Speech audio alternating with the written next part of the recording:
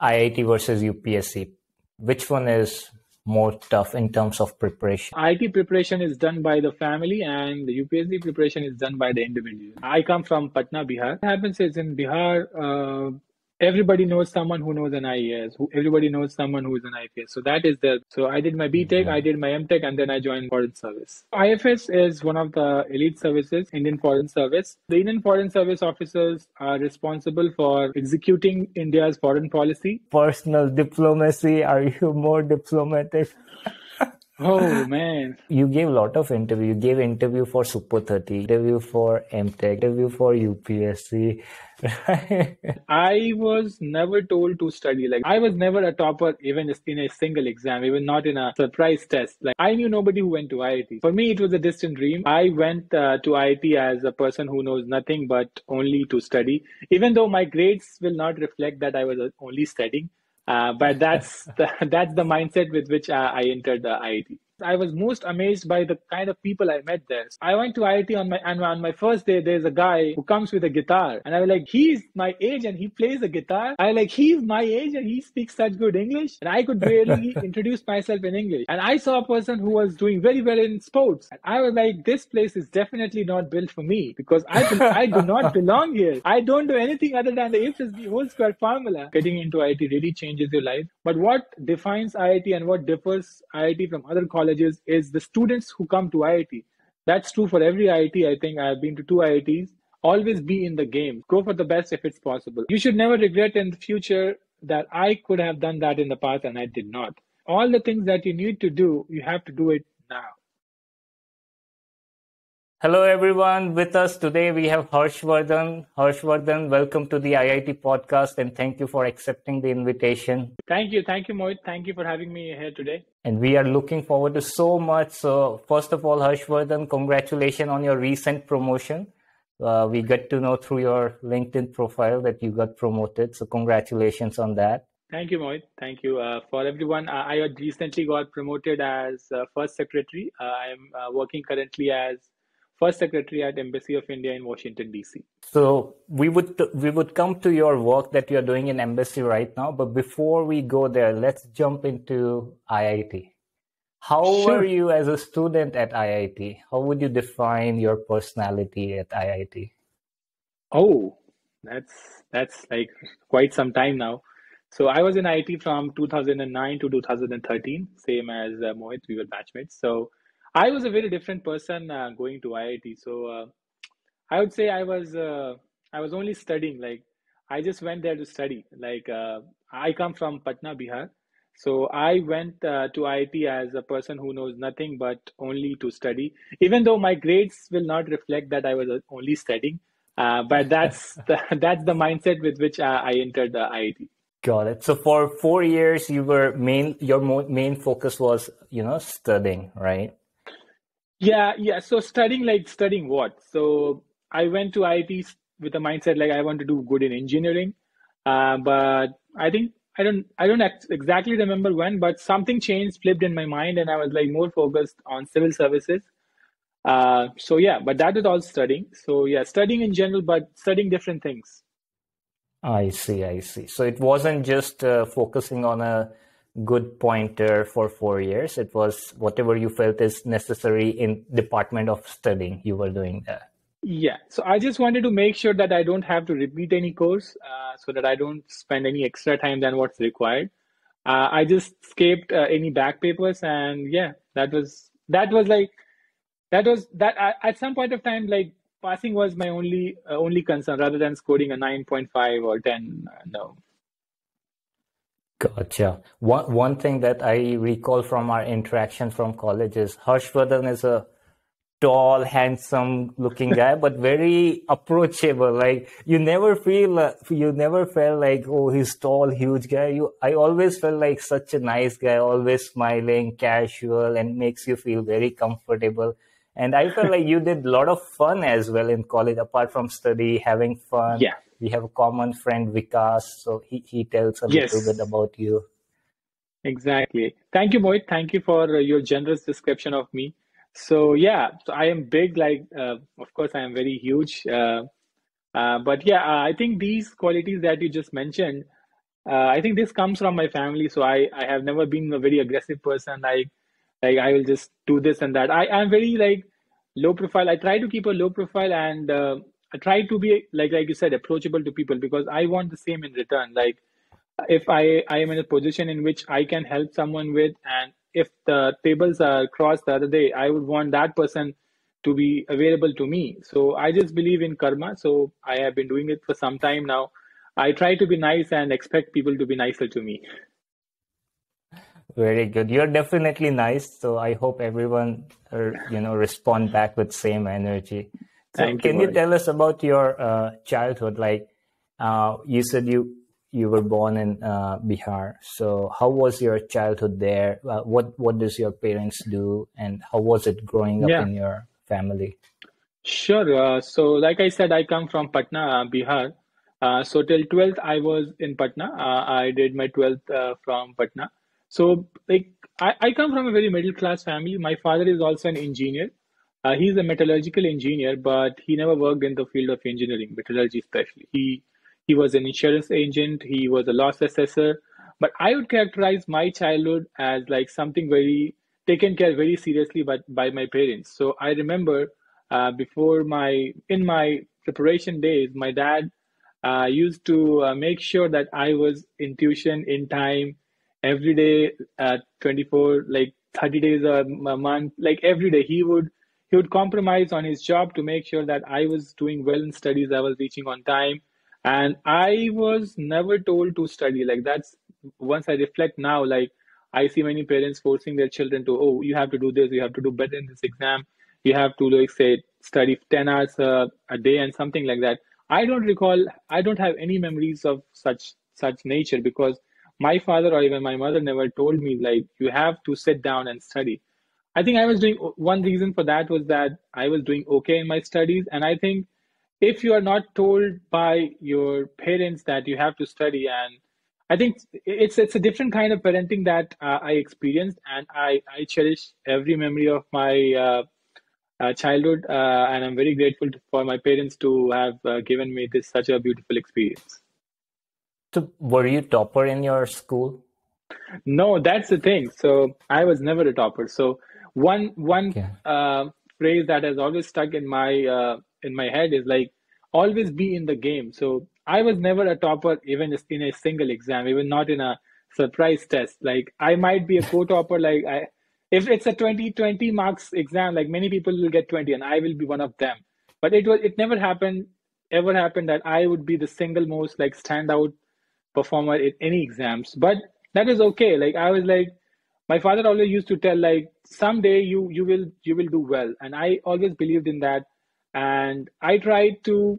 So I had this thinking in my back of my head. Maybe some people characterize this as overconfidence. So I used to think like, and even I think today that I am the best. I don't tell anyone, but I think I am the best. But on a given day, someone might perform better than me. It might be Hmm. my bad luck that day. It might be I didn't prepare well for that test or that particular performance. But deep down, I always have confidence that okay, I can do better, even though I'm not doing better, but I can do better. So that confidence is always there for some reason. Got it. And how about your, siblings? You have siblings? Yes, I have an elder sister. Yeah, so that's just two of us. So as you were growing up in childhood, do you recall, apart from study, were you sincere kid, or were you the notorious kid, or what kind of kid you were apart from, studies? So yeah, I would say I was notorious because that's what my parents tell me. Like I Really? think because I was never restricted to do many things. I would do like I always used to make excuse for not going to school. Like my father tells me that I never went to school until class I think seventh or eighth. I never went to school more than 4 days a week. I always made an excuse. I have a stomach ache, or I am feeling I am not feeling well. Like some things I have a headache, and that is okay for them. So if you call that being naughty, then I was naughty, and I think the definition of naughty is very broad. It depends on what what you characterize as being naughty, because for every parent, their child is naughty. So I was naughty. That's interesting. Was it a 5 day school or 6 day school?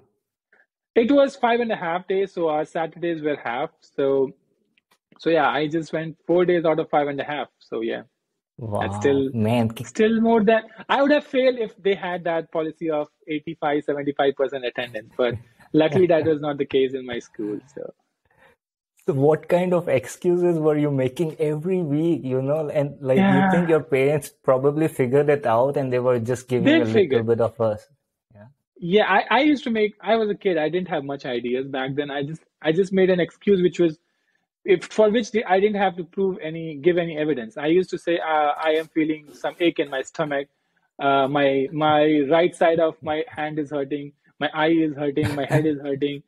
So they knew that if I go to school 2 day or 3 day in a row, then the other day definitely is going to be some excuse. They also anticipated it, and they just let it happen. So I'm Wow, grateful. that's very interesting. So from there, do you remember when was the first time you set to yourself or you set the goal of getting into IIT?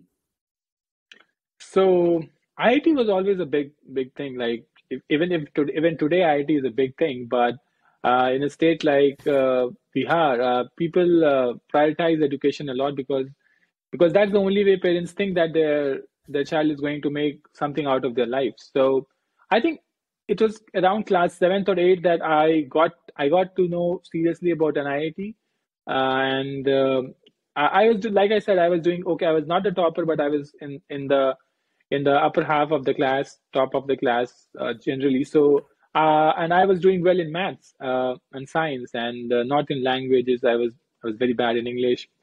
Hindi was the worst I ever had, and so I had a natural progression towards PCM, like they call physics, chemistry, maths. So generally, eighth, ninth, I think I got serious, and I never thought I would go to IIT because in my circle, the region I used to live in, I knew nobody who went to IIT. So for me, it was a distant dream. Even in my like all my family, I didn't know anyone who went to IIT, and the only people I knew were distant people, like who was someone of someone, and they were really praised off. And I think I always wanted to go to IIT, but I never thought I'd go to IIT. So how was your preparation? Was it 2 years you went to Kota or did you just study it in Bihar? Did you join a special institute, self-study? So yeah, my journey was quite different because, like you said, Kota is a very renowned place to go to for IIT preparation, and even in Bihar, a lot of people go to Kota. So, but I didn't go to Kota, so that's one thing. So in my case, I had an environment at home which I found was most conducive for preparation. Like I said, I'd never had any pressure from my parents. They were always very supportive. If I had to go to any place, my dad would take me on his bike everywhere, and me and my father took a joint decision. So I made it to IT in the second attempt. There were just two attempts in my time. So after first, like after I finished my 12th class, my dad and me had a serious conversation about what to do next. Should we wait at home? Or I did well in the other exam that used to happen at that point of time, AIEEE. So I Mhm. was also thinking of joining some NIT. I was getting good NITs at that point of time. But like I said, from for the last 3 4 years at that point of time, I was thinking about IIT and the kind of Mm. praise and the glory that people relate to being in IIT. So I thought I had a chance, and I was not very low on confidence. I knew that, like I said, I always believed I was always capable of doing things, and I just thought that on that day I didn't do good enough, and I could go to IIT. So me and my dad had a serious conversation, and we decided that I'll take a drop year and stay back at home. And at the same point of time, I also got lucky. There is an institution in Patna, Bihar. It's called Super 30. So Mm. Super 30 is a coaching class, you could say, which is run by a very humble-hearted person, Mr. Anand Kumar. So I got the opportunity to be a part of that group. So as the name suggests, it has the teacher selects good 30 students who are capable of making it to IIT, give them free education, lodging, fooding, everything.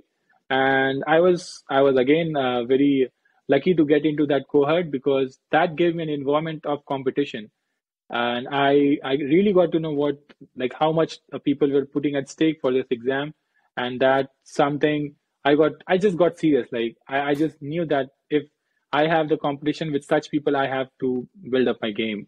So yeah, so in the next exam I did well and I went to IT. Wow, I didn't know you're from Super 30. I think a lot of people already know about it because I used to get Yes. inspired by Super 30. You know, my JEE teachers used to tell me, I prepared from Jodhpur, my hometown. They used to tell me, Oh. you know, at Super 30, they take a hose of water and then spray on all the students at 5 a.m. to wake that up. I don't know how true is that. You tell me, is that So true? So yeah, so I think there's a movie also made out of it, and it was a good hit movie. But Yeah. like movie has the right message, but definitely not the right incidents shown in the movie. Like what you are saying, I never had that experience. So maybe in the past, like because this has been done for some time now, and I was like, it was already happening in Bihar for last 10 years, I think, but I was the part of Super 30 in 2012, 2008, sorry. I went to IT in 2009, so I was part of Super 30 from 2008 to 2009. So I didn't experience such things. It would have been fun, Mm. but definitely not the case with me. So I'm sure like people do, like Anand sir did several things to inspire people, and maybe it was one of them, but not in my year at least. Man, that's interesting. We'll talk about Super 30 also, but I want to go little bit back. So during your 11th Sure. and 12th, did you join a special coaching institute or was it just school and self-study? So in Patna, Bihar, we had at that point of time a college. So I didn't go to school for 11th and 12th. It was called intermediate school in Patna. It's there is a reputed college in Patna, Patna Science College. So I went to Patna Science College, but of course that was not enough because I knew that the competition is huge. So I joined several private institutions, like several, like there is a culture of tuitions in Patna, which has only increased now, I think. I have not been in touch though. So I went to a different teacher for physics, I went to a different teacher for chemistry, and likewise. So I took individual Got it. tuitions, and also I didn't go to college very often, but I was like 75% in college at least. So I had a very busy schedule, and like I told, my father was the one who was making sure that I was going to college, I was going to tuition, and I was keeping healthy Mm. and everything. So things like Got it. So when did that shift happen where you are no longer making excuses for 4 days oh. a week school? Yeah, that's also interesting story. I think that's one of the things that really changed my mindset. I think it was in class eighth, I think. So the thing that changed was like the major change in my thinking that happened was because I was made the monitor of my class. So I don't know. So something changed. I was like, oh my God, I'm responsible for these 40 people. I'm responsible Mm. for their well-being. So I'm kind of a leader. And that was the first time I think I took any leadership role. So that was something because my father tells me, like, from a kid who used to say I just want to go 4 days a week, maybe 3 days a week, to a kid who just wants to even go on Sunday if there is any function happening. That is a huge Oh, shift that he noticed, and I think after that I always maintained like 95 plus upwards percentage of attendance even in college. I can't, I'm oh. not, I'm sure like many ITNs will say what is wrong with you, Harsh, but that's what I did. I used to go to college whenever possible, however possible, because after that point I realized that even if you go to a class, like we have this notion sometimes, oh, I know more than the teacher. Oh, he doesn't know anything. But what I used to think was like, maybe he doesn't know anything, okay? But if I sit in that class, the environment, I'll be forced to think about things that he's teaching. And that itself is a big learning for me. So I never thought of, I used to go to class to practice whatever I knew also. And to, of course, I never undermined teacher of thinking that he doesn't know anything. He knows that's why he's a teacher. So always believed that and always went to class irrespective of what is being taught.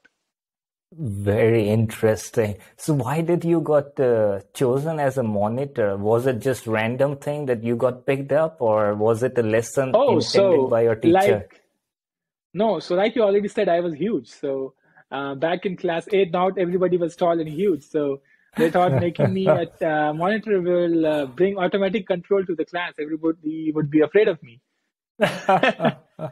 So I think that was one of the thinking behind. So like I said, I was very approachable. I didn't have fight with anyone, and teachers knew that Harsh doesn't have any issues with any. I was like the unanimous decision. Like teacher asked, the class Hmm. teacher asked, does anyone has any problems with Harsh being the monitor of the class? And there was none, mom. So yeah, and I wanted to explore how it is to be a monitor. So I think Yeah. like you said, it was just the size which mattered at that point of time. So Wow, that's interesting. So you definitely, got benefit of your, tall yeah, height of and being course, huge. That of changed course. your behavior of more sincerity, Yeah, probably that gave you more yeah, belief, if you like one believe in event. butterfly effect, then of course Yeah, that's the one. it's Yeah. yeah, that's the trigger point. Awesome. So now I want to talk to you about the moment when you gave the IIT exam. Probably before giving, you were feeling confident. After you gave the exam, did you feel like your exam didn't went well, or was it a surprise when you saw that you didn't got selected? So for the first time I gave the exam, I knew that I had not done very well because I made some silly mistakes. The common mistakes of filling the wrong bubbles, writing 1.2 and not 12.1, things like that. That's one of two questions. I'm sure even if I made it to IIT that year in the first year, I would have been in the lower half and not got the best that IIT has to offer. But yeah, I was determined to do better, and I knew that I could do better. And there were two chances, so I thought it like why not take the other chance? Like that matters sometimes that you graduate at a certain age, but my belief was that go for the best if it's possible. I think there were other people, some distant friends, relatives who told you have done well in the first chance, go and join any NIT. It's as good as an IIT. But you also know IIT is an IIT, so I had to take the Yeah. chance. Absolutely. I think at this point, you can give some words of wisdom for people who were very close in the first attempt and now are, dicey whether they should take the second attempt or maybe they should go to, the best college they are getting in first attempt because maybe in second attempt they get a rank which is lower than what they got. All this dilemma, right?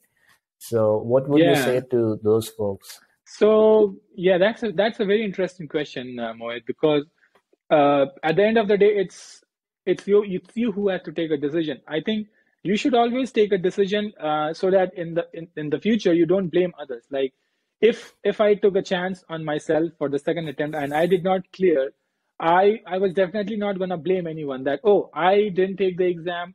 I took the exam because someone so and so told. So if you feel confident, because if you're a serious candidate and you are just missing the exam by 2 marks, 3 marks, 5 marks, you know that you can do better, and like I'm not willing to accept the fact that a student will not know where he stands in the exam. A person who just guesses answers and reaches to a like if 200 is the cutoff, he reaches 195. He will know that how he reached 195. He reach 195 by really doing the problems, or did he went there by just guessing? So it's you have to be honest with yourself. Like I know some people can be really unlucky, but 95 out of 100 people, if you're honest, you will know if you should go for the second attempt. So I would say like any candidate should assess themselves.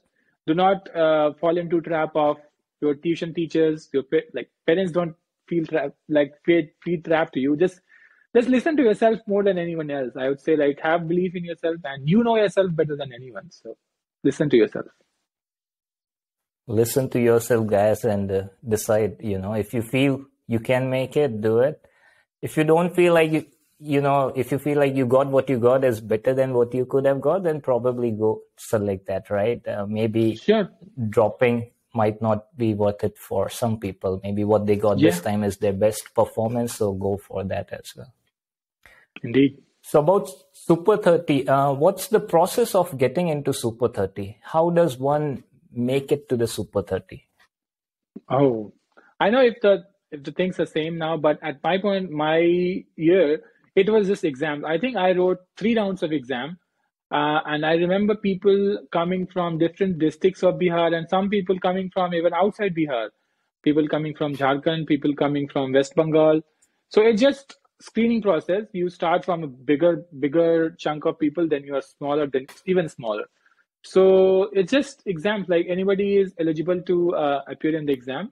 The exams Mhm. are held very fairly because there is no incentive to like if someone cheats in that exam, I don't know what that person is cheating for. Like if you're good enough, you should if you want to clear IIT, you should be honest. Otherwise, even if you get to IIT, you will just flunk and never be to places you need to be.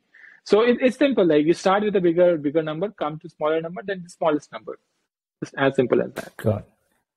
Do they take interview or is it just written exams based on that? So, It's like I objective. said, it's like exam questions are all what are asked in the IIT, but in the last stage, they do take some interview to make sure that what kind of assistance do you need.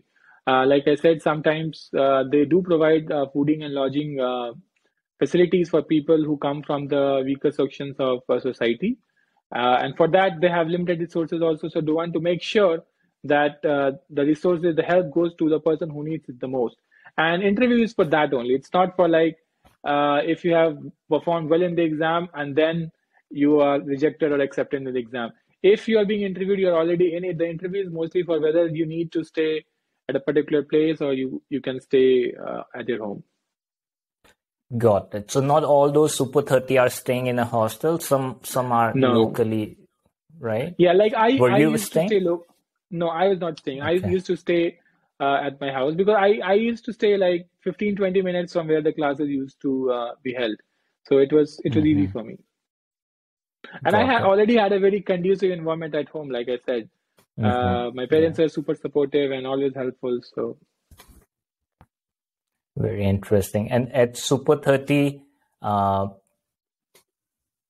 when you have exam in Super 30 and you get results, if you are in top and if you're at bottom, how do you take that? Was it disappointing, like someone is at last rank, or was it even encouraging, like, no, I'm last, but I'm in Super 30? How was that mindset there, the So game yeah, there? Anand sir made it a very good. Like he used to make it even super competitive and super 30 as well. So for every exam that was conducted, the first three people who used to score the maximum marks used to get T-shirts. So there was always a competition to get T-shirts. So that was always that ensured that nobody was cheating in the exam because everybody was competitive, and we it was a healthy competition. So like he would give some very inspiring lectures also at several times. He was used to say that these exams are even though these exams are important, the most important exam is the one that you'll give for the JEE. And you don't know if like today the questions were different, that day the question would be completely different.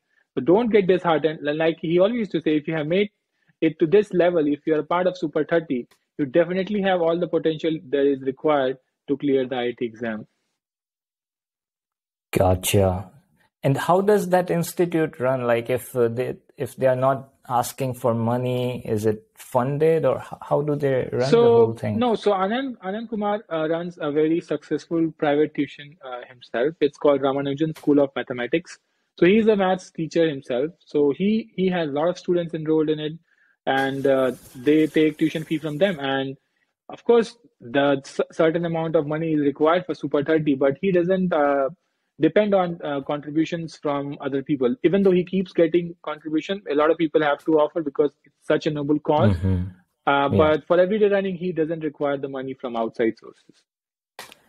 Got it. Got it. Any interesting Super 30 story that you want to share that people might not know that comes to your mind? So yeah, so Anand Kumar, he teaches maths. He used to always teach us tricks to solve maths problems, especially. And so he introduced two characters, Bholu and Bikki. It's all imaginary characters. So he he would say, suppose solve a calculus problem, and he would solve in the normal way in which it should be done, like traditional way. And he will like take 10 minutes to solve a problem. And then he'll say, oh, this is how Bholu will do it. Like Bholu is an imaginary student who is good student, who knows the basic principles, and he doesn't go for shortcuts. Like he just works hard and stick to basics. But then he will come and say like, but if you keep being like Bholu, you may not make it to IIT. And then he will show us the tricky parts, like sometimes how the options can be eliminated, how sometimes a question which you have done in the past, a result of that, which is not a theorem, which is not an axiom, but since you have done that problem, you can use that result. And sometimes using tricky things like using geometry in problems, things like that. So that was always very interesting. It lightened the mood, and it always encouraged us to look for innovative ways of solving the problem. Because even though it's nice to know the traditional way of solving a problem, but if you can save yourself some time in exam, in whatsoever way, so that's always useful. So that was one of the interesting. I have very like sweet memories of Bholu and Vicky, and even like now today, if I see something very tedious, which is straightforward but will take time, it always strikes in my mind to find a way to do it in a simpler way to reach to the solution. So I think that encouraged me to always think for a speedy way. Fantastic. Bolu and Vicky. I might remember it as well. I'm like, okay, how Yes, Vicky would solve it. Yeah. yes, be the Vicky in your life. And I was similar, I had a 75 percentage in my schools, and but I would find those shortcut ways. Was really good at those things. The Yeah. subjective part was weaker, but those objective elimination, all that stuff was Yes. good. So I feel that similarity. Our height is Yeah. same That's as well. why. That's why you made it to IT also, Mohit. Yeah. And getting into IIT, I sacrificed a lot. I prepared very hard, and you did the same. So one of the questions that I want to ask you, which someone at the 10th grade might have in his head, is why should I sacrifice all those things? Why should I prepare so hard? Is it worth it? So how was your experience? Do you feel like all the sacrifice, all the hard work you did, was it worth it? And what would be Yeah. your words of advice for them? So definitely, like there's no two opinions. Like getting into IT really changes your life, and it's just 2 years. And 2 years is nothing in the scheme of things. Like if you see the normal life expectancy of human beings now, we live for 75, 80 years. And if you like, suppose you're going to IT at the age of 16, 17, so you might at that point of time think that, oh, these are my young years, youth years, I should enjoy and all. But trust me, I have lived through this life, and I see that for me 3 years of preparation for IT was completely worth it. It completely changed my outlook towards life and the quality of life that I have today. I'm not saying if you don't go to IT, you will not be anything, but work hard in those 2 years to go to a good college, so that your basics are strong, so that you can build upon. Because if your foundation is not strong, doesn't matter which college you go to, doesn't matter what place you go to, you'll always feel that you don't have that critical thing required to excel. And my 2 words of like advice for people in 11th and 12th who think that why should I spend so much time preparing, is that if you don't, others will, and others will have a better life than you. So be competitive. I have had many friends who enjoyed more than me in those years, and who used to have more fun than me, and used to be more funky, more cool kids than me in those days. And no, and I'm the cooler one now, and I'll be cooler for some time now. So if you want a longer happy period, you have to do hard in those 2 years. Absolutely. Totally agree to that. I mean, I feel like those 2 years of brain training is still propelling me. Those 2 years of problem solving is still helping me after 10 years, even though the title might not help me in present situation because it's been 10 years, but that work that was put in place still, helps me. Exactly, Mohit, exactly. So let's go to IIT then. So you made it to IIT in your second attempt. How Yes. was your experience of getting, landing in IIT? You're coming from super 30 environment, which is very rigorous. So maybe you felt a little bit easy when you come to IIT in terms of competition. But from expectation wise, the dream of getting into IIT and then reality. Speak about that. Yes. So I was coming from Patna, okay, and Patna, Bihar is tier two, tier three city. I had big dreams coming to IIT, and I went to Roorkee, and I was from all the other things, I was most amazed by the kind of people I met there. So my circle was always all the Biharis, all the Patnaites, and their level of thinking were different. So I went to IIT on my first day. There's a guy who comes with a guitar, and I was like, he's my age and he plays the guitar. And then I met the other guy, and he was fluent in English. I like he's my age and he speaks such good English, and I could barely introduce myself in English. And I saw a person who was doing very well in sports, and I was like, this place is definitely not built for me because I do not belong here. I don't do anything other than the A plus B whole square formula. So it was a shock, but later I realized that that was what makes your personality. You get to know so many things that you didn't think were important in life, and of course, those people had also worked hard on their studies, but on the other side, they have also had skills that are essential life skills that I didn't have, and I got an opportunity to learn from them. And in that way, I think that's why IIT is important. I do not know how education is in other colleges, but I would like to believe that the teachers and the study material and the level of education is almost same in like good colleges. But what defines IIT and what differs IIT from other colleges is the students who come to IIT.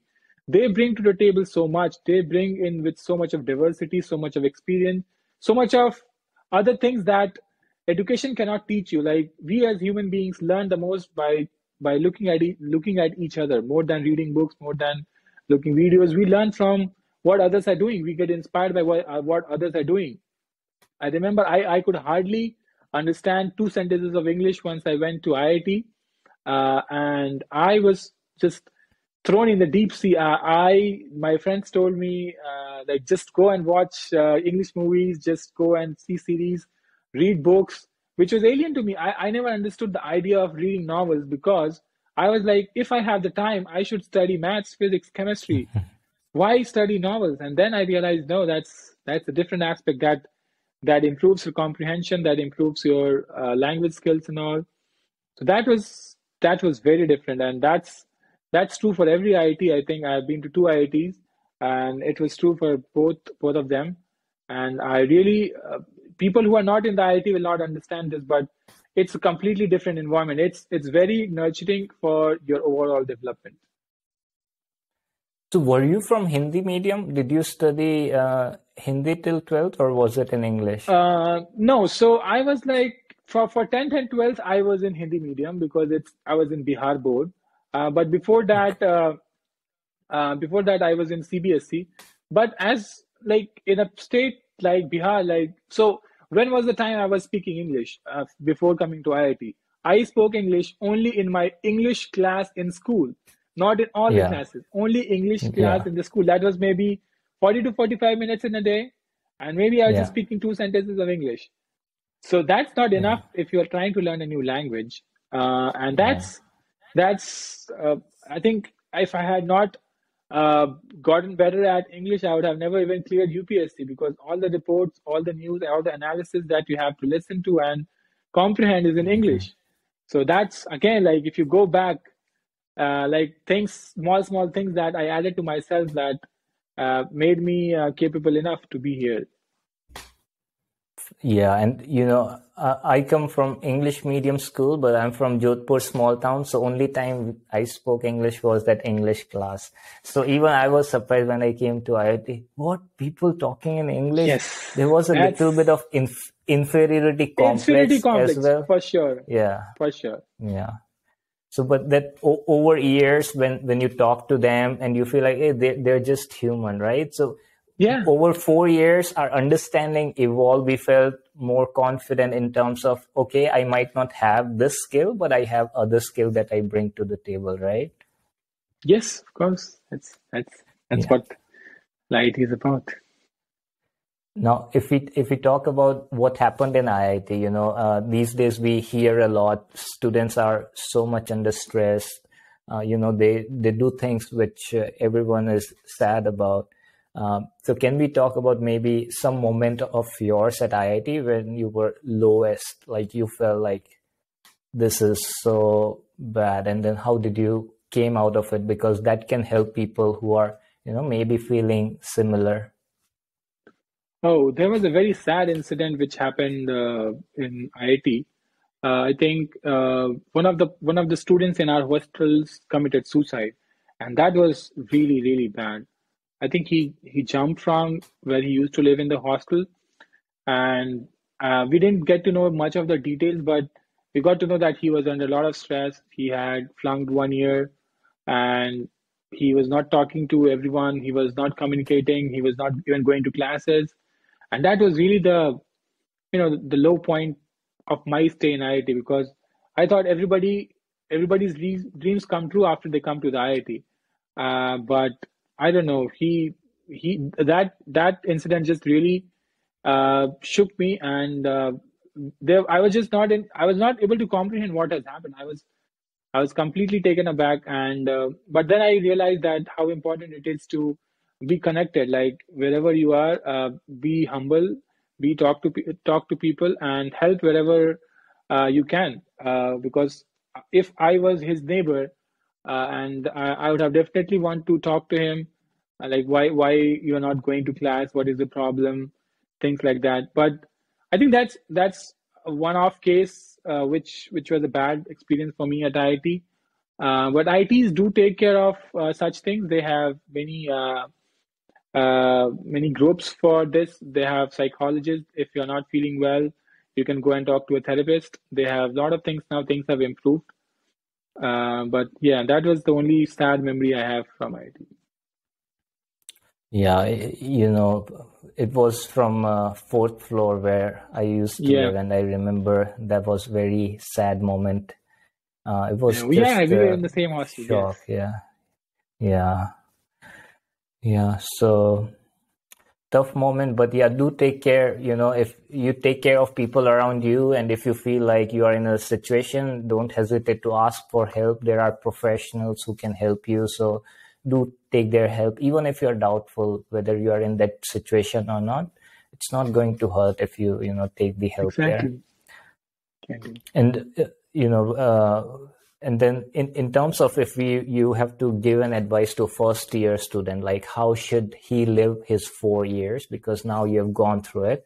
We probably did a lot of mistakes. We did not make the most out of it. So can you give a blueprint for kids who are just entering into IIT first year? Yeah, why not? So I think first day is more of adapting more than anything. So because that's a change of environment for everyone. Because before that, if you're a person like me who used to live with family, you have to deal with a lot of emotional anxiety. That takes some time. But if you're someone who's coming from Kota, then it's normal for you. But I think you should just adapt to a new environment in which you are capable. You have to take care of yourself, because that's what colleges teach you, that to be an independent character. And in that way, you should look your first year at adapting to the new environment. But going forward, you should also find out where you belong. So I think in IITs, you will find 3 to 4 categories of people. One category of people are who just want to finish their 4 years of college and get a high paying job. That's really awesome. If you can do that, that's just do that. Then there are other kind of people who want to go and do higher studies. They who want to go to United States, who want to go to Europe and do masters and do PhDs. If you belong there, just go in that group, talk to such people, make your own group, small group. Then there are other people who want to go and do government services, who want to do UPSCs. Why not? Just go for it. Like I figured out that I had many people were like-minded like me, and I joined them. So in IT, you will find a lot of diversity. First, I think by the end of second year, you should be able to locate where these people are and form a group so that your combined effort can benefit everyone. And that's the number one advantage of being in an IIT. You will find whatever you want to do. If you want to do startup, there will be a lot of people who are into startup, who have startup ideas, who are already reaching out. You can go talk to them. They will like you can maybe start a startup together. Like, just find your kind of people. There are people who want to do sports, there are people who want to do politics. You'll find all kind of people. Just don't be alone, because in IIT, that's the real benefit. You have people from everywhere. Like, don't feel that you are one of your own kind at IIT. IIT has something for everyone. So I think 4 years, by the time third, fourth year, you should be clear of what you're trying to do, and start working towards it. Don't spend too much of time figuring out where to go. And you can always change course. Like, it doesn't matter if in second year you wanted to do government services, but then suddenly you are gravitated towards doing a CAT. Why not? You can always change tracks. It doesn't matter. But just choose your group and keep working with them. Man, that's very good blueprint, I would say. If someone is listening in first year, that's such a good advice, that try to figure out and I wish find someone had people. given me that advice before I went to IIT, because I was, but I was enjoying. So let's say that I was enjoying my life at IIT. Yeah, it's just different flavor, like hit and try. Now that we have access to information, people can definitely take benefit of it. Yeah. So for you, what was your game plan when you were in IIT? After fourth year, did you wanted to do job, or what did you wanted to do? And at what point of time, you figured it out? So by fourth year, I knew that I wanted to do UPSC. Like I said, like, you should identify where you want to go. So, but once you are in fourth year and the placement season starts, you are under tremendous pressure. Everybody is getting placed, their careers are getting secured, everybody is happy, and you haven't really settled. Like, you are still in the hunt. So in that pressure, it gets very hard for a youngster to be calm. Okay, so what I did was, I don't think that's the ethically right thing to do, but that's what I did. I decided that I'll sit in a placement exam and I will land with a job that I will not join, just for my satisfaction. So that in my head, I don't have any doubts about myself that I was not capable enough to secure a job at an IIT. That would look really, really bad. So that's what I did. Not the really ethical thing for me to do. But I did take up a job, and I didn't join it. And I wanted to do further studies.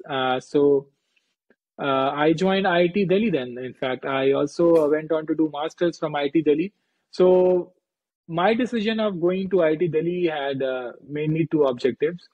First, I wanted to stay in Delhi, because anyone who is preparing for civil services will know that Delhi is the hub for UPSC. Like, you again get to know so many people who are preparing for UPSC. There are tuitions. A lot of competition is in Delhi. So that's number one. And number two, I also wanted to keep up with my civil engineering, because eventually I ended up taking civil engineering as my optional subject for civil services. So that was the best plan. Like, if I keep continuing studying civil engineering, and I can be in Delhi, what's the harm? And in the process, I'll earn a degree from a reputed college as well. That's exactly what I did. I wrote a GATE exam, and I did okay in the exam to get civil engineering, construction engineering as my specialization in IIT Delhi. And there again, my focus was really towards civil services. That's again not the very ethical thing to do, because IT is really the place to do research in technology. But I didn't do that. So, but I made sure that I never flunk. There's a component of stipend at in Masters for Technology in IIT Delhi. If you have to maintain your CGPA more than 7.5, I think 7.5, to be able to get your stipend every semester. And I did that. So I got my scholarship in all the semesters. And I was very fortunate in that sense that by the time my master's ended, I had a job. So there is no gap year in my academics. So I did my B.Tech, I did my M.Tech, and then I joined foreign service. So I see. Man, that's it seemed like you had a very solid plan for UPSC that you want to prepare for it. That's the right location. So it seems like you're aligning all the stars to make UPSC happen, which did happen. So that's yeah, fantastic. yeah, it looks so much easier and so much planned if you look in the hindsight. But let me tell you, Mohit, it was not easy. Like I said, like I didn't plan to do masters. Like if you're from an IIT, if you have done your B.Tech from an IIT, to go to an IIT to do your masters is kind of a degrade. People will think like that. Like there's a term called So matka. yeah, If you have heard let's about it. talk about that. Let's talk about that. B.Tech IIT versus M.Tech IIT, and talk about three things: preparation, the time spent at activity, and what happens after you graduate. So IT is mostly known for its B.Tech brand. So nobody, if anyone in general talks about, oh, IT students are great, they are referring to IT B.Tech students who are going to do their undergrads in IITs. So mostly the charm is about them.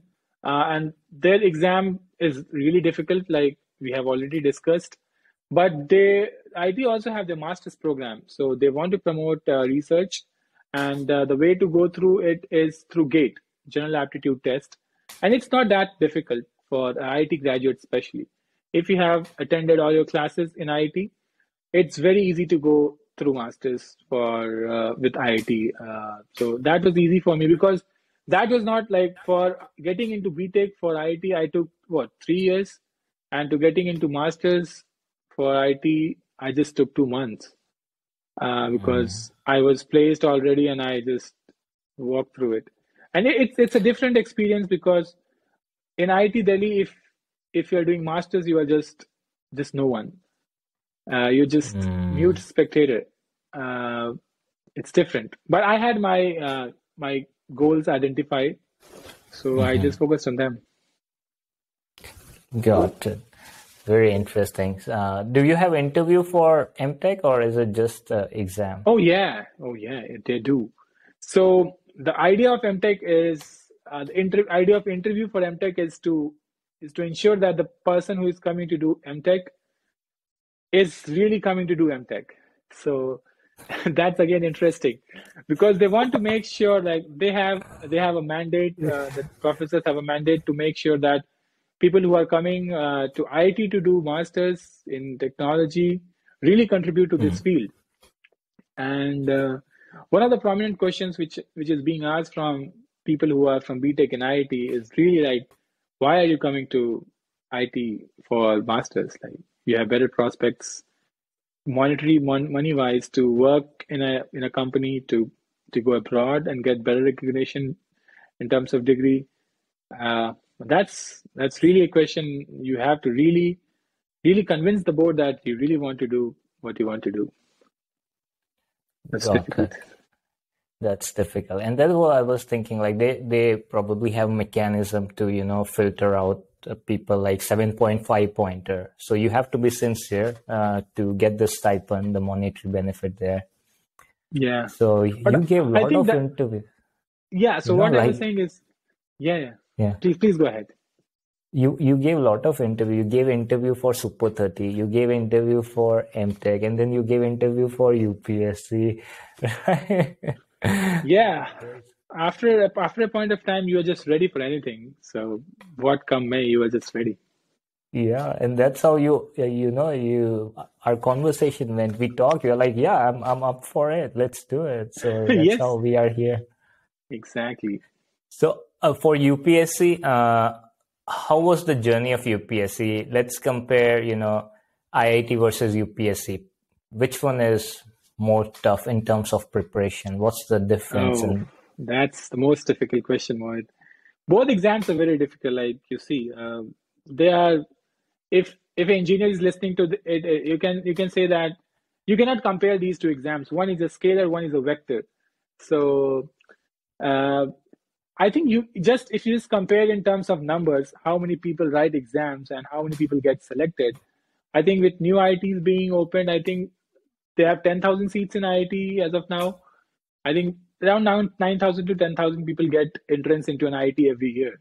Yeah. But at the same time, if you look at UPSC just has on a very good year, you'll have 800 to 900 vacancies. But say if you want to get into top services like IAS, IFS, IPS, IRS, you have to land up somewhere around 400, 300, 400, 500, 600.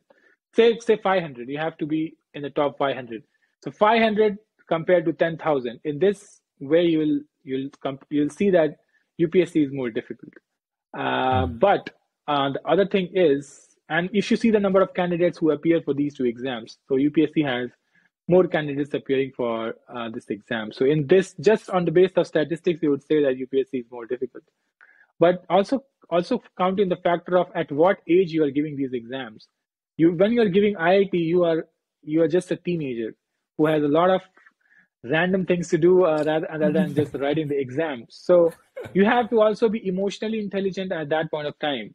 But for a civil services aspirant, that person is more or less matured. You write that exam at least after 22, 23 years. So you are mentally well prepared. Um, and your priorities are really set, and you are betting high on this exam. So I think both exams were extremely challenging, extremely difficult. Not difficult, but extremely. They ask a lot from you. Like I remember, I am very big on social media, but I remember for my preparation for civil services, I deactivated my Facebook, my Instagram. I didn't have a Twitter that time, no LinkedIn. I even deleted my WhatsApp for 1 year, and that was so uncharacteristic of me. Uh, so because I was mature then, like I said, I was a mature guy once I was preparing for the UPSC. I can't foresee a teenager doing such kind of things for IIT. I mean, during our time, I'll tell you my story. My parents just locked me in a room. Like they would give me food in my room. I would just come within house, different room. I was there. I would just come to my house for sleeping, and then I'll go back to my room and study there. Eat, sleep, study. But that was more like parents helped me to do that. But when you do UPSC, you kind of have to create that environment yourself, right? Yeah. That's where, yeah, that's I think in this respect, you can say that IT preparation is done by the family, and the UPSC preparation is done by the individual. So yeah, I think of. you nailed that. That's so true. IIT is not done by one person. Student doesn't do IIT. It's the family because, like I said, you are Yeah. not emotionally stable. You are not thinking straight. You have to Yeah, play sports as well. You have to take care of your love affair as well, and obviously do well in exam also. So a lot of things to do. yeah, exactly. The teachers, the family, all of them work very hard for you to get there. Whereas UPC, you're by yourself. It's very individual. It's very individual. Did you ever had a doubt in that scenario when you're preparing for UPSC, because you know it, the competition is next level. So Oh my God. No, it's so even the person who is securing number one rank in UPSC in any year doesn't know if he or she will make it to the list, even make it to the list or not. Just forget about being on the list, on the top of the list. So the uncertainty related to this exam is huge. So, like I said, for now, if I look in my hindsight, I don't have a gap year in my academics. I finished B.Tech, I finished masters, and I joined foreign service. But I always had a backup plan. So I was already trying to enroll for PhD in civil engineering if I did not clear the exam in the year I got into civil services. Because I didn't know how much I did. I didn't know whether the examiners will like my answers or not. Because unlike IIT, UPSC is a subjective exam. You have to write answers to questions which don't have right or wrong answers.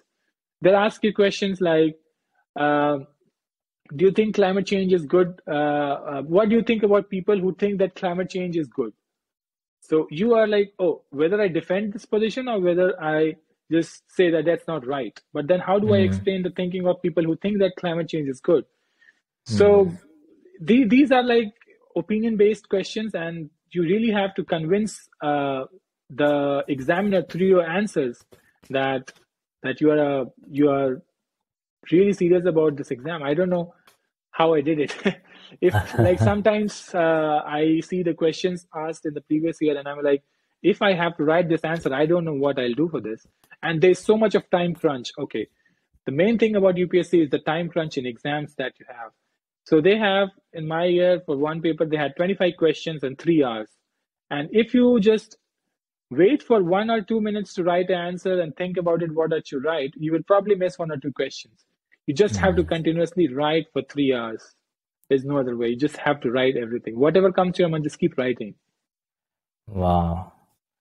For UPSC, you did started your preparation long back in IIT, right? Yeah, it's been true. going on from your IIT, and that's something I've seen with some of the experiences I had with UPSC students. Is they always have a backup plan. Like if UPSC doesn't work, as you're saying, uncertainty is so high. Like even if you're the best, you don't know that day what would happen. So it's wise to have a backup plan. But is it the case, like a lot of people go with this approach, or there's 50-50 mix? Some people just say this is the only thing I'm gonna do? Yeah, I think it's very personality based.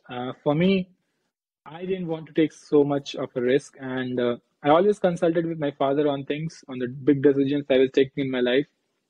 So he suggested that please have a backup because it's a certain exam. But definitely, I know people who will just bet like it's like a poker game. They just go all in on UPSC. They will not look at any other exam. It's just like if you're writing an IIT, you will not write the IIEEE exam. That doesn't make sense, but that's what some people do. Maybe that motivates them. Maybe that adrenaline rush that they get out of, like, oh my God, if I don't do well in this exam, I'll be nowhere. Maybe that helps them. But Gotcha. from my experience, that's not the right thing to do because of the very uncertainty of the exam. You just don't know what will happen. Like if you miss, you have to wait for an entire year, and that's too much of a wait time. Gotcha. So there are just like personality, whole spectrum is there. Some people are all in, some are half in, some are 10% in. It just varies individually. Exactly. And a lot of this has to also do with in what kind of situation you find yourself socially and economically. Because for students who are, suppose, in the third year of their preparation and they don't have much support from their family in terms of finance, they want to have some job in back of their head because someday they have to support family as well, and this exam, wherever you are staying, you're just a non-productive asset for the family if you're not earning. So it sometimes, like, you might be a certain personality who thinks that I have to go all in on this exam, but your circumstances will just not allow you to do that. Gotcha. Very interesting on the UPSC side and preparation you went through. Now, if you talk about, in UPSC also, you have so many options, right? You can become IAS, IPS, IFS. So for those people who are preparing for UPSC, did you know what do you wanted to select, or how was that journey of, getting into the role that you are in? Yeah. So it's the same, Mohit, as we do in IIT. You just write the exam and just fill your options. Like, oh, I want to do computer science at IIT Bombay. I want to do mechanical engineering at IIT Kanpur. You just fill your options, and based on your rank and the number of seats that are available, you get allotted your service. But the general trend is the most sought after service is IAS and IFS. And for the same reason, the UPSC rules state that if you are in a particular year, if you are allotted a service, either IAS or IFS. By IFS, I mean Indian Foreign Service and not Indian Forest Service.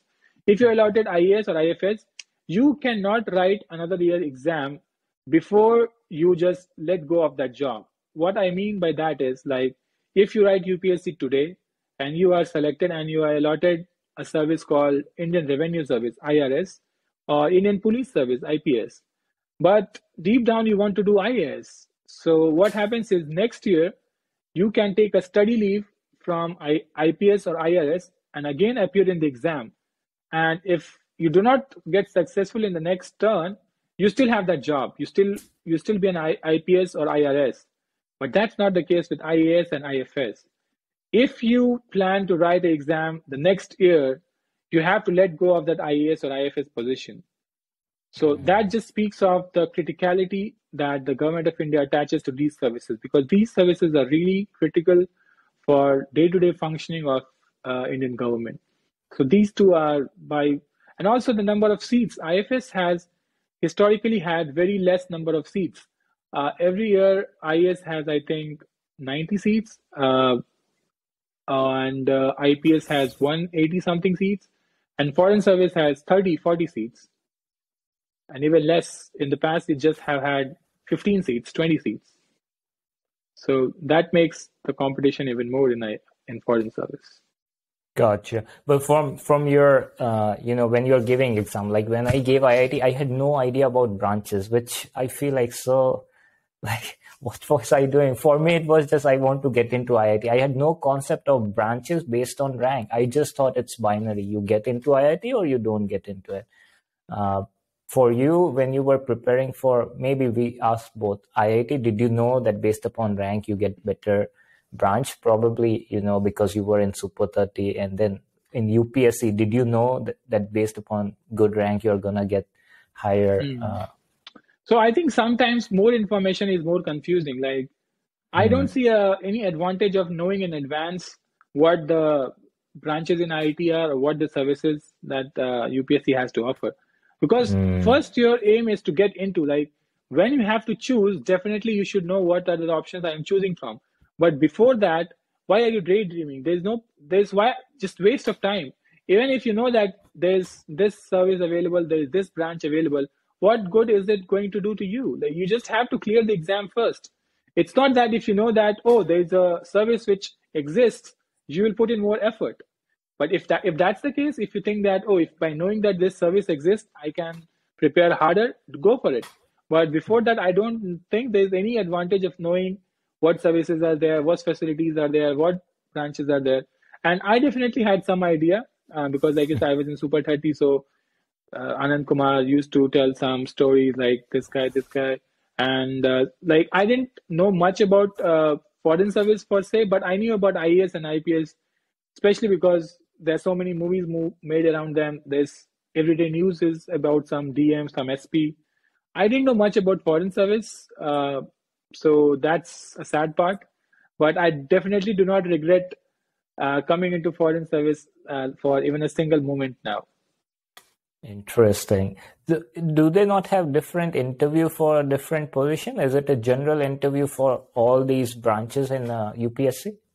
Yes. So in the past, the foreign service used to have a separate interview because the thinking by government at that point of time was that if you are sent abroad and you have to look into the foreign policy, you should have a different personality, different thinking, things like that. But now they have merged it. So for all services, IAS, IPS, IRS, everything, they have a separate interview. But there's the same interview, sorry. But there is a separate interview for IFOS, that is Indian Forest Service. So these two exams have, first the preliminary exam, which is the objective exam, is the same. But then the mains exam is different. The written exam, which has subjective questions, are different for the Forest Service and all the other services. And henceforth, the Forest Service exam is separated, so it has a separate interview as well. Got it. So during the interview, I'm trying to figure out how do they allocate these IAS, IFS, IPS. It's not just based on rank plus interview combined. They allocate people to different branches. Is it true? So what they do is there's total marks. So suppose just in the terms of comparison between IIT and UPSC, suppose you secured 250 marks in an IIT exam. Based on that, you got your rank 400, maybe 400 in the exam.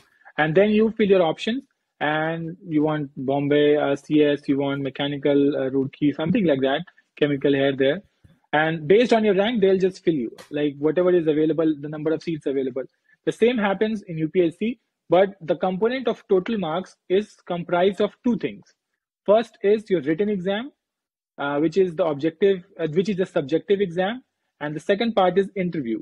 So they combine these two marks, and the total number of marks that you get, that is the one that allocates you a rank, and then the rank is corresponding to your service that you have filled and the number of seats available for each service that year. But the funny part is what is not uh, included in your final rank is your prelims exam.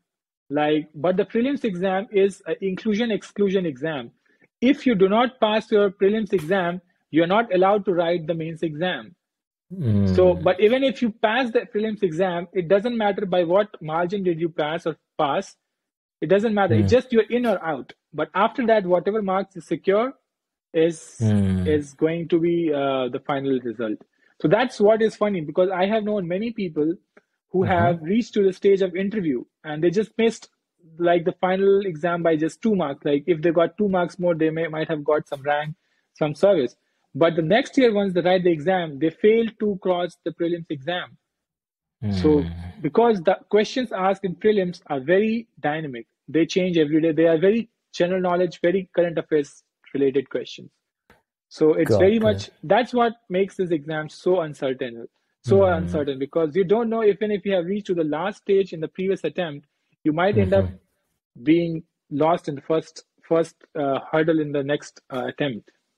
Got it. So what's the difference between prelims and mains? Prelims is the first step of the exam. So for prelims, you don't need any qualification. You just fill the exam and everybody gets to write the prelims exam. And prelims exam is objective exam.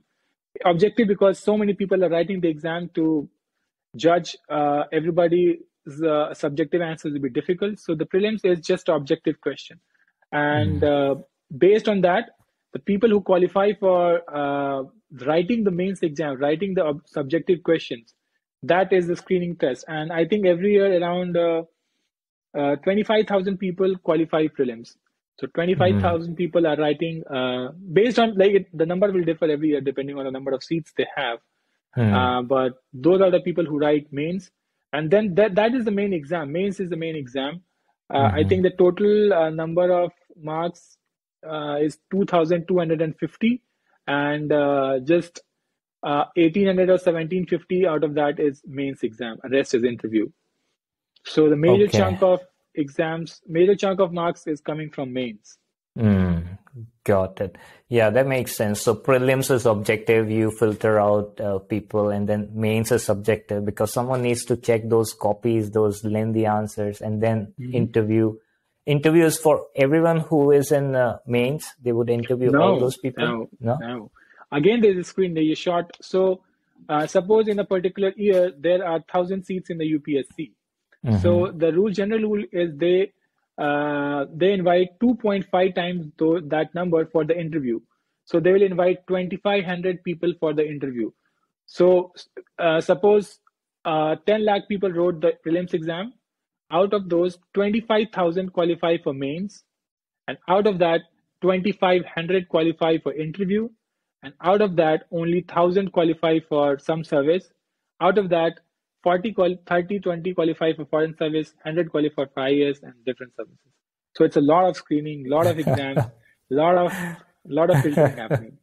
It's cream of the cream of the cream of the cream of the cream. Wow. That's what they want. They want people to call us. Yeah, and I can definitely see that. Someone who's responsible for running the country, as in, giving the right guidance that is needed, making sure everything is running good. You definitely need best of the best people there. So definitely proud of you. You made it there. So very proud of you. Thank you, Mohit. But I must also add, in this exam, because there's so much of screening and filtering happening, you definitely need your luck, because it's not happening that at any given point of time there are only 1,000 people who deserve to be in the list. There are at least 5,000 people who deserve to be on the list, and it's just your minor luck here and there, some butterfly effect coming from your past, something on that day clicked for you. So I can give you a funny example though for this luck. So in my interview, I am a big cricket fan. I watch almost all cricket matches, at least those played by the Indian team. So on the day of my interview was at 9 a.m. in the morning, and the day before it was India's match. India was playing a T20. It was T20 World Cup happening, and India was playing someone. I think it was playing Sri Lanka. I don't remember actually. And that match went to 11:30, 12 in the night. So, and I, being the crazy fan I am, I watched the entire match. And I was like, oh, I'm doing a mistake because it's my interview. I should look fresh. I should be like at my 100% tomorrow. But anyway, I just reached on time. And the first question, because that's interviewer generally asks you a comfortable question. So he just looked at my application and he said, oh, you are a cricket fan. No surprises there. Every Indian likes. He just made a joke of cricket. And he just, oh, did you watch yesterday's match? And I was like, yes, sir, I did watch my match. And they were surprised because they don't expect you to be up till 12 or 9. Like, it's weird because if you're a serious candidate, and that raised suspicions amongst them. And then they asked me a question which only someone who had watched a match would know, because I think some bowler had bowled a no ball and there was a free hit. And then he told, do you think the free hit changed the match? So because I had watched the match, I was able to answer the question correctly. So it was just my luck that day that I watched that match and he asked that question, and I was like, he was doubting me and I was able to prove myself correct. So like I said, these small, tiny bits of luck is definitely important. And you don't know, maybe with that response, they are upset that you are not taking this interview seriously. You know, I don't know. Know. But how that worked in my favor was that whatever they might have thought, but I thought that I have impressed them with my honesty. I thought that they asked me a question which they thought I was lying to, and then I proved myself and I told like I was not lying. At least that boosted my confidence for the rest of my interview. And that's what mattered for me. Yeah, for interview, I do have one question. I watched a couple of interviews on YouTube. It seems like the same 4 or 5 folks are taking interview. Is it the same panel that takes interview for everyone? No, definitely not, because it's virtually impossible for one panel to take interview of, say, 2,500 people. There are generally 6-7 boards, and they sit on different days. They sit for different timings. And so the main board member is the same, and the other members keep changing depending on what background you're coming from. Suppose I am an engineering graduate, there'll be someone from engineering background, definitely. But if the person going in is a lawyer, they need to have someone from the law background. Similar for medical, they need to have a medical background expert. So it changes, but the head, like there are 6-7 boards every year, and they choose their experts. There's a psychologist, and there are some general members here and there. But that's also very tricky because sometimes you just don't know which board you'll be allocated to. People research like based on, if I get this board, I'll be asked such kind of questions. People do all kind of preparations, but you might be thrown away by completely different questions. So they try to make the interview as random as possible. Oh, man. That's such, as you were saying, I think that's the best way to put it. So much uncertainty. You just don't know. Even the best of the best might not get it, And these, the board members you're saying, you don't know upfront who would be interviewing you? No? No way, no way. I see. And then interview seats, do you know upfront how many seats are available this year when you're writing exams, or you don't know? Yeah, that's made public. That's made public, like how many seats are there for this service. That is made public knowledge. You know exactly how many IAS seats are there, how many IPS, how many IRS seats are there. You know exactly the number of seats. Sure. People who actually prepare for UPSC are probably thinking, what is this stupid guy asking basic question? But that's the thing, a lot of people are like me in college who would have these questions. So I was the same. Like, no, if you are in college, you just don't know your view. Your view is so narrow. You just don't know. You just know that, okay, there is one course, ELE 1, 2, 3. That's all. You don't know what's. You just get to know these things towards the end of the college, and probably too late. You're not well prepared by then. Better to know before. Yeah, so people who are hearing it, probably, I'm sure they're gonna get benefit from, what you are sharing from your experience. One thing that, a lot of people who are appearing for UPSC might not know is what is IFS and what's the role and responsibility of a person who is at IFS. So if you can speak about that, I think that gives them idea. Maybe some people get extra driven to select IFS compared to other positions. Yes. So IFS is one of the elite services. It is Indian Foreign Service. So the Indian Foreign Service officers are responsible for executing India's foreign policy. So we have a ministry called Ministry of External Affairs. We have missions which are in, I think, more than 150 countries. So by mission, I mean that who is going to represent Indian government's interest. Suppose I am in US and India-US relations are taking certain shape and the government of India has certain plans. Definitely the ministry is not going to call them and saying thing to them. We have to carry out their work. Like how do government want to possess the relation in terms of politics, in terms of economics, and also number of Indians live in the US and they have to renew their passports. So they need government services. So in these positions, the Indian Foreign Service officers come in handy. So anyone working abroad, so we definitely have headquarters in New Delhi as well. But I'll tell you more about job that the Indian Foreign Service people do abroad in missions, in like embassies or consulates. Embassies are Indian missions in the capital of any country, and consulates are like Indian missions in the predominant cities which are not capitals. So India has the embassy in Washington D.C. and they have consulate in San Francisco, in Chicago, Atlanta, other places. So if you're in the capital of the country, you definitely have to look after the political relations, like how is the politics going on, which leader is coming, which if your prime minister comes, whom should you visit? You have to send in daily political reports, political developments from that country. So that is job of a political officer. Then there is the most important job, which is of economics. A lot of trade happens between two countries, and a lot of trade problems also keep occurring. Like someone's shipment is held at the port. There is some regulation which is not allowing certain traders to send in their items. So we have to liaison with the concerned authorities and take care of it. Then there is consular and passport issues that have to be taken care of. Continuous passport renewals. People who want to go to India, they have to obtain visa. Then they have to come to Indian embassy. People who are not Indians, of course. Then there's a cultural part. We have to promote Indian culture. We have to showcase how Indian culture is progressing, how well we were in the past. Like promotion of culture is important aspect. Then there is defense component of relationship, which is very important. These are the basic things that happens in a mission. But sometimes we have various other interests. Like suppose with the US, we have interest in terms of space. So we have an officer who is coming from ISRO, Indian Space Research Organization, who is working here, and he's consulting with his counterpart here in NASA. Sometimes we also have different technology, like someone from Department of Science also here.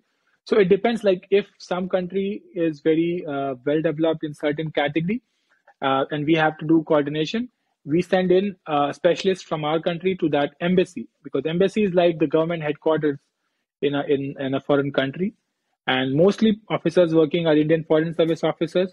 But it's not a surprise to find IAS, IPS, IRS people also in an embassy working, because if you are working on tax issues, then you want an Indian Revenue Service officer. If you're working on intelligence issues, you need to have an Indian Police Service officer. So, but these roles are also sometimes taken care by foreign service officers as well. Very interesting. So you basically all the coordination, representation of India is done by IFS Yes. at different countries. In Right? addition to all the messaging that is happening between the two countries, like if the prime minister sends a message to the counterpart here, the president of the United States, he will not send it over email, of course. He will have a message, personally written, delivered. It goes through certain protocol, and that's also one of the jobs of the embassy. Can it be made public, or it's very No, secretive? it's not made public. It depends on the minister. Because every time we have a different, like, there's a lot of nuanced things that happens in diplomacy. Like sometimes if two countries are not in very good terms and they want to show to the entire world, okay, we are opening our chance of friendship, then they will make it public. But generally, these things are very secretive because the kind of language which is being, the communication itself is very sensitive, which can be exploited by outside channels. So we try to keep it very secret. Got it. So as a general public, like if I want to know how Indian president or prime minister talks to US president, it's not through email. We do see in TV they take a phone or they meet together, but there are other ways of communicating message which probably Yes. we won't know. Right? So of course, if they are talking electronically, they have their own secure system. NIC has its own like Zoom thing. They have their own. They don't use like third-party channels. They don't use Zoom. They don't use WebEx. They don't use Teams. They have, like, government departments have developed their own softwares, and depending on if the other government is also comfortable using their platform, they do use, but not. They don't discuss secret things over such channels. It's mostly delivered through diplomatic bags, and it's generally done in person. The ambassador travels to India. He gets the message. He travels here. He goes and meets them. It keeps very close to the heart. So I see. So it's still, something like a physical messenger, like we used to have. If it's that sensitive, if it's a war situation, if it's a death or life situation, definitely we have to take such precautions. Got it. Depending upon the messaging, it can be electronic or in person, the sensitivity and the person who talks to, Wow, very interesting. So tell us a little bit about how your stay at IIT is helping you in your current role at IFS. It's been 10 years, but do you think something from there is still helping you? Yes, of course. Like, I always believe that whatever we are today is a product of our experiences from yesterday. IIT definitely taught me to deal with anything, whatever situation you are in, you have to deal with it. Like, I remember a lot of exams, writing a lot of exams over night outs. Like, I had no idea even though I was going to class every day, it didn't mean I understood everything, but you have to write an exam the next day. Then you have limited resources, you have limited time, but then you still have to get the outcome. How do you do that? So IIT definitely taught me to have insight, have a belief in myself that things can be done, and also to have ideas. Like, sometimes the ideas that I think of, some people tell that these ideas are out of the box, but for me, I think coming from IIT, these ideas are obvious. So it develops your analysis capacity. You are a person who like, what does an engineer do? Let's just, like, engineers are told, okay, this is the way to do it. Like, they are taught something and they apply it. So in every job you are given some training and then you have to apply those skills to get the desired result. I think engineering is a beautiful stream. It's a very intriguing stream, and IITs are the best at them. So it definitely prepares people for government service, in which you have to deal with a lot of on the spot things, and you have to do real smart thinking. Gotcha. Now, one is little funny question. Since both of us are married, I'm asking you, do you think working in IFS, the diplomacy has increased your personal diplomacy? Are you more diplomatic? Oh man, I hope our spouses don't get to see this video. But yeah, so like, in diplomacy, you can definitely not speak a language which is very offensive, which you cannot speak anything to upset anyone. You have to keep open all the bridges. You have to be in good books, if not, like, in average books, if not bad books of everyone. So yeah, I think it happens because we don't recognize it, because we cannot judge ourselves. But definitely, like, my spouse would tell me, like, you would never say no, but you'll make sure that that thing doesn't happen. I don't know how I do it, but yeah, like I will just create some plausible. Create some doubt in the mind, which makes her a decision. Like that's what diplomacy is. I don't know whether I should be doing it, but I think that's the way your brain works. You just have one brain. You keep training it in a certain way, and then all the decisions that you take are out of that brain. So you just don't say no. You have to reach at the result in the most non-destructive way is the way to go. I see. So like Inception, you're actually putting the idea, the doubt in the head? Yeah, just create a doubt. Just create it out. Yeah. And are you aware of this mechanism that happens, or was it a surprise for you when your wife told you? Oh, yeah. So I definitely thought at that point that I was just being smart. But later on, I realized that I was just being a diplomat. Because we just had a discussion the other day, like we wanted to go somewhere and I didn't want to go. Then I just said that, oh, you know that it's very cold there and it's no parking. My friend was telling that you have to park just 1 mile from that destination. You have to walk all the way with the baby. It's so cold. And I said, yeah, you're right. We should not go. He's not feeling well anyways.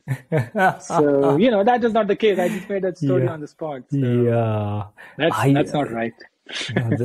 I agree. Like, it's hard to say no. Now I'm recollecting some of those examples where you don't say no because it's not going to work out. So you say no is not the solution. Then, just no. Never say no. No is never the solution. Yeah. Okay. So that's very interesting there. Now let's talk about, next 15, 30 years. How do you see, till now you had a good plan. If we see you went to IIT Super 30 and then you had a vision of UPSC and now you are in UPSC. So how do you see yourself in like next 15, 30 years? What do you think you would be doing? Yeah, so pretty much for the next 15 to 30 years, I'm going to be in diplomacy. I'm going to be part of Indian Foreign Service for sure. So the way I see it, so in Government of India, the seniority increases just by being in the service. So I'll be becoming more and more senior and more important for Government of India. So I have taken upon a language. So in Foreign Service, we have to learn a new language. So I speak Hindi and English. And I also decided to do my specialization in Arabic language. So I definitely see myself more involved in the India's involvement in the Gulf, where the Arabic language is being spoken, because I speak the language. And I definitely want to contribute more. So for now, I just have experiences from 2 countries, in the US and in the UAE. So next 15 to 20 years, as my seniority grows, I would like to see myself being India's ambassador to certain countries and implement all the ideas I have.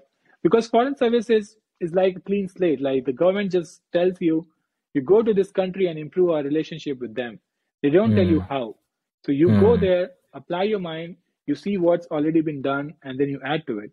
You just make sure that what has been achieved doesn't get reversed, and you just try to add on it. So the more seniority you have, the more flexibility you have. It's upon you in which direction you want to take India's relationship with that country. So I want to definitely contribute to India's relationship with various other countries wherever I'm being sent. But at the same time, I want to keep learning and do better at the job that we are supposed to do. We are proud of you, and we have full assurance that you would do great job. And your personality, if I think about it, is so welcoming. So you being in that role, representing India, that translate into relations, it's really good. And I think in college you had good relationship with pretty much everyone. Some people do have enemies and fights. I never saw that with you or never heard anything bad about you from anyone. So proud of you, brother. Just keep it going. Keep it going. Thank you, Mohit. Yeah. Thank you for your kind words. These are true words. As Akshay Kumar said in one movie, I speak the truth. The sweetness is just there. It's the truth, So Very Yeah. nice. Very nice. And the conversation we had today, you did talk about karma and your belief in karma. So I do want to ask you a spiritual question, which is the purpose of life. What do you think is life purpose, and have you found yours? And what's your view on that? Oh, that's a very deep question. It is, yeah. So I believe in what Mahatma Gandhi once said that if you find yourself in a situation in which you have to help someone or you are dealing with someone, so what should be your stance? What should you do if some person comes and asks you, Harsh, will you help me in doing this? Will you do this for me? So I believe, and I always put this measure for everything I do is like, what would I want if I was in that person's situation? What if the roles were reversed? Like, what if I was that person and I was asking this person who is presently Harsh, will you do that for me? And if the answer is yes, I would do that person that favor. And if the answer is no, I'll not do that. And that is what I try to implement in most of the cases. It's definitely not possible to do in every case. So Mhm. my purpose in life is to do good and expect good from everyone. I know it never works. Like there are good and bad people everywhere. But if you do good, I have full trust that 95% of time the outcome will be better, if not good. Got it. That's a learning for me as well. That's a good lesson, to evaluate situations. When someone is asking for help, you want to help them as much as you can. Yes. Uh, And it comes so, back. I have found it so many times. It comes back in different shapes and forms. You just don't know because I try to believe in karma, like I already mentioned. So whenever mhm, anything good happens to me, I know that I have to return the favor in some way or form. So I just keep mm. doing in my whatever I can do in my capacity.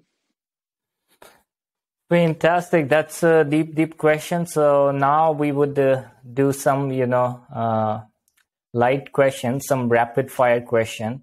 And actually, one last question before we do that, which is about Bihar. I'm always curious because people I saw in college who were from Bihar preparing for UPSC, I don't know if statistics support more people from Bihar get into UPSC, but there's something about Bihar and UPSC that, based upon my limited experience, I noticed a lot of people from that area are pursuing for that compared to other area. Is it a true assessment, or you It's think it it's a just? true assessment, but deep down the reason is not very good. It's true Hmm. that Bihar is overrepresented in the civil services, Mm-hmm. and you would think that that's a good thing, but that is not.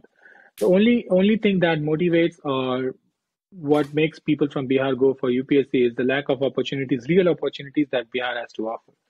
So the kind of hype that is being created from government service in Bihar is so much that everybody wants to go into this service. There's no real industrialization in Bihar. There are no real jobs, no IT jobs in Bihar. So the only way for people to really get their career in order is to get into government jobs, and that is a dream which is seen by many families for their children, and that is the reason that many people end up in government service. I'm sure if Bihar was a more industrialized society, it had more IT jobs like Bengaluru or Pune or Hyderabad, more and more people would be interested in doing those jobs than gravitating towards civil services because it's such an uncertain path, and you just see the outcome in terms of uh, people who are becoming IAS, IPS, and IFS and other services. But what you don't see is the vast majority of Biharis who do not make it to exam despite trying for 4 or 5 years, and that's a real loss for them. So, so you are right in your assessment that we are disproportionately represented in the civil services, but the reason is really not that bright. Yeah, gotcha. And do you feel like every small area in Bihar have someone who is in UPSC? Like someone who knows someone who is in civil services, so you get inspiration from them, or is it not that rare yet? Like, No, it's there. It's still there. So what happens is in Bihar, everybody knows someone who knows an IAS. Everybody knows someone who is an IPS. So that is there because uh, there are so many, and people really, really try to connect to IAS or IPS in some way or the another. So IAS or IPS or any civil servant in Bihar is really well connected, especially because people want to be connected to them. Gotcha. Awesome. That explains a little bit to me. And one thing I've noticed, like when I came for masters in US, there are a lot of South Indians here compared to the North, and it's just being like in South India they have a bhaiya, a big brother or sister or someone who went there. So for them the path is there to pursue. Yeah. Whereas in North, you don't know that many people who pursued it. So seeing someone who has done it, who is like you, just gives you it's belief. a chain reaction. You're right. Like I have also seen a lot of people in the US from Andhra and Telangana, especially because they had someone here and they told them it's how it is there, how to get here. Similarly, once I was in UAE, I saw a lot of people from Kerala because they had families there. So I think it's a societal thing. What in the context of Bihar, a lot of people have been in the government service, and that is why more people are getting inspired to come here. You're right in this assessment, Mohit. Got it. I'm noticing your diplomacy in your sentences now.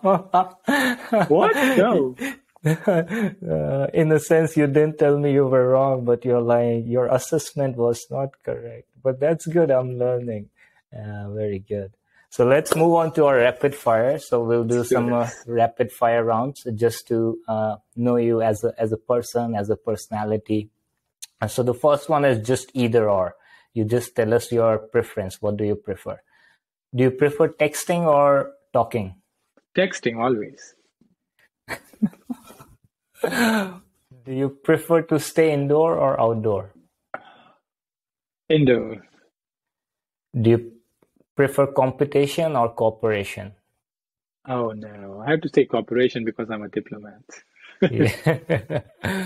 What is more important, the end result or the journey? Oh, of course the journey. Of course the journey. Do you prefer self-learning or do you prefer learning from a teacher? I would say teacher. Teacher. Would you rather be able to speak every language in the world or talk to animals? Oh my God, that's such a deep question. For now, if I was given option, let's say I'll just go with all the languages because I'm learning anyway, so it will help me. Yeah, that's in your current role that would help you a lot. Street smart or book smart? Street smart, always.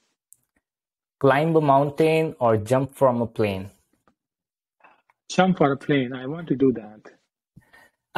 I want to ask you about texting and talking because I feel like texting is a lower form of communication. People can misinterpret it based upon their emotion. Talking is little higher. Video calling is little higher.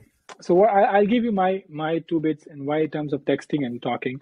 So suppose someone calls me all of a sudden and we are friends, but he just calls me at an odd hour. I don't know what he's calling from, and I don't want to take the risk of taking the call and then getting engaged with his affairs. Because I might be having my own time. I don't want to really be known of the situation and still not helping. But if you text me, okay, hi brother, I'm just calling to say hi. I was just meeting some of my friends and I just wanted to say hi. I would probably call you back. But if you just call me back, I am caught in a situation in which I don't know how to respond. And I don't want to be caught in that situation. So what I would do is send a text asking if we can talk and explaining why we want to talk. I also don't like such text which just say, can we talk? Can we talk can mean a lot of things. But if you do tell me exactly what we need to talk, maybe I can be prepared better and I'll be able to help you better. So it's not that I know that by talking, you will be able to solve it better, but by texting, you can prepare better. Right, right. Gotcha.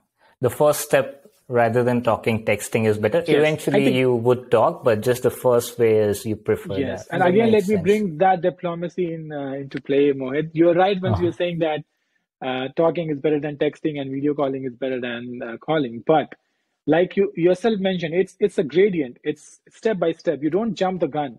You start with Mm, texting, then go mm, to calling, and then video calling.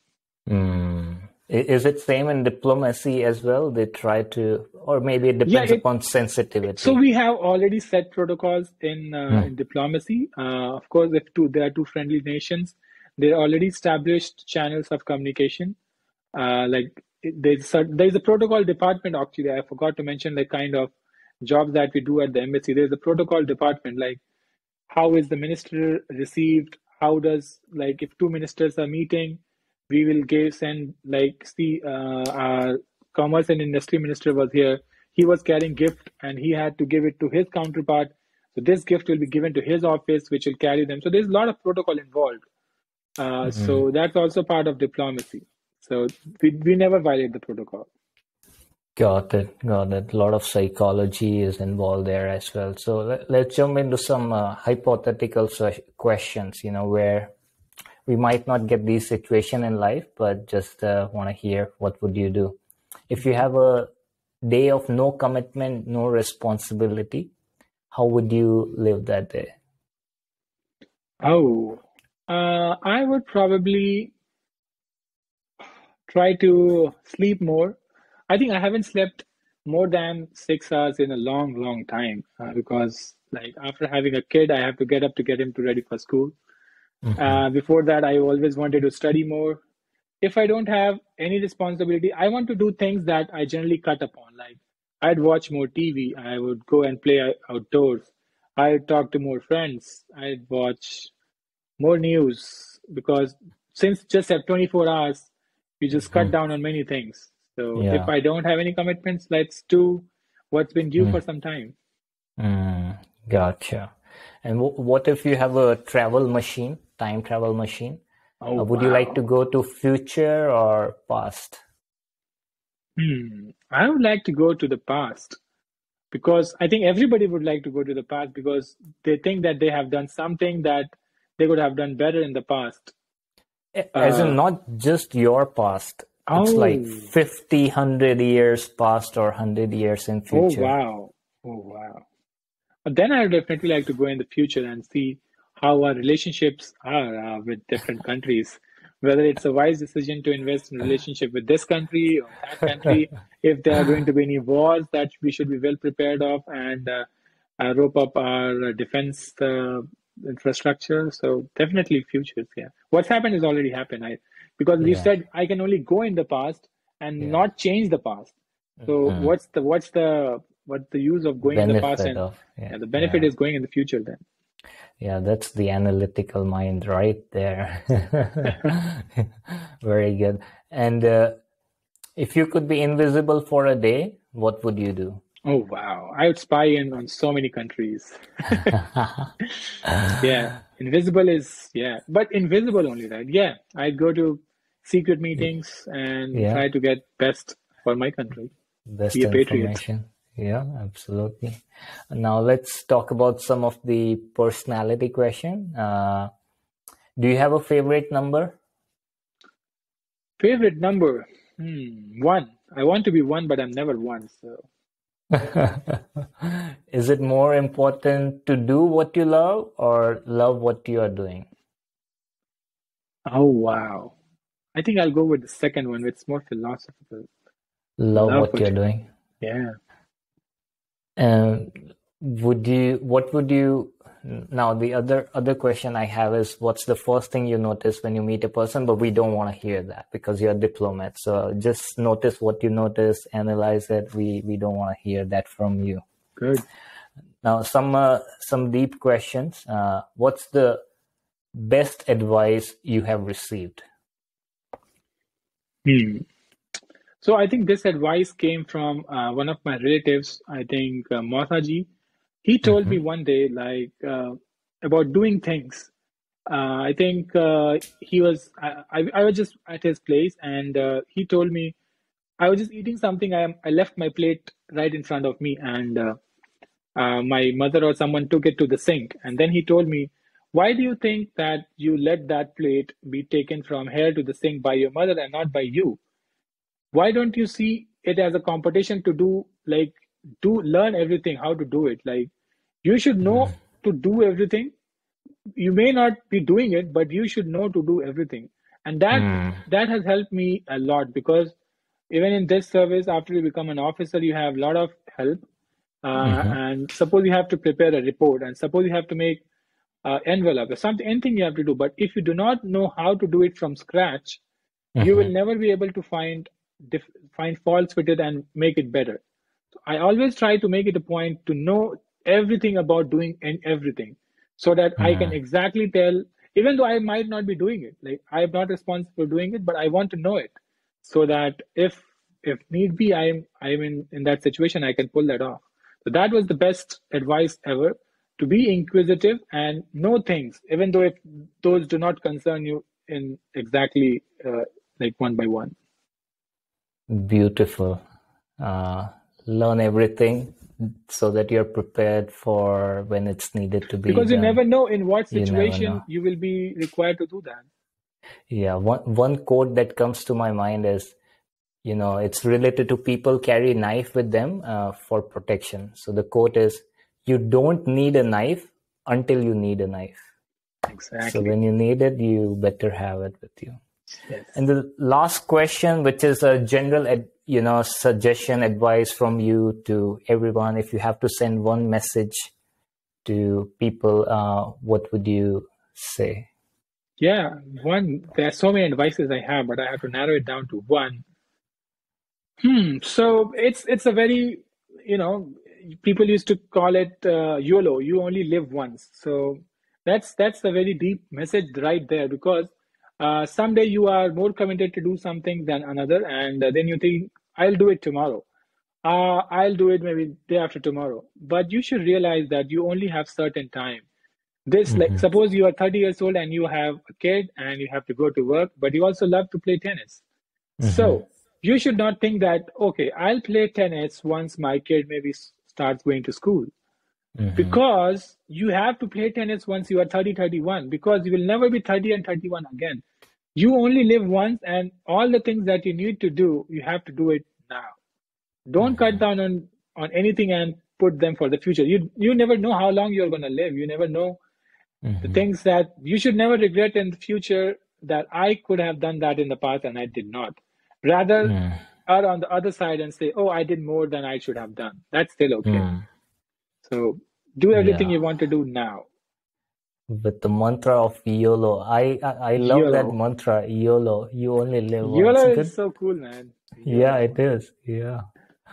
So that wraps our podcast. It's around, it's been more than 90 minutes. I enjoyed it. I do have so many more questions, but I respect your time. Thank you for taking out time, sharing all these words of wisdom.